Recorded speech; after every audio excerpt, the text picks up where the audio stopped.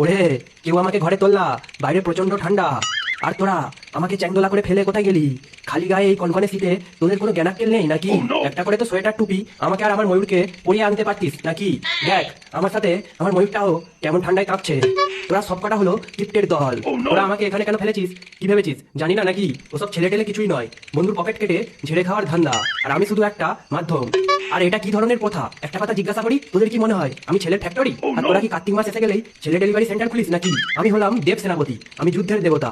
আর আমাকে তোরা কি বানালি? ছেলে ডেলিভারি সেন্টারের হেড। আরে ভাই, তোদের যদি ছেলে লাগে তোরা নিজেরা ব্যায়াম কর, নিজেদের শরীর চর্চা কর, নিজেরা ভালো মন্দ খাবার খা। দেখ একটা এক্সাম্পল দিই, না পড়ে সরস্বতী ঠাকুরকে ডেকে তারা কখনো পরীক্ষায় পাস করতে পারে না। পরীক্ষায় পাস করার জন্য পড়তে হয়, বুঝলি? কথাটা মনে রাখিস। ওরে তোরা আমাকে কেউ ঘরে তোল, নাহলে একটা কেউ চাদর দিয়ে যা ভাই, বাইরে প্রচন্ড ঠান্ডা। এবার বোধহয় নিমোনিয়া হয়ে যাবে। এই নিমোনিয়া নিয়ে বাড়ি ফিরতে হবে। কোন মালটা বেশ বলেছিল মামার বাড়ি ভারী মজা, সেই মালটাকে হাতের কাছে পায়।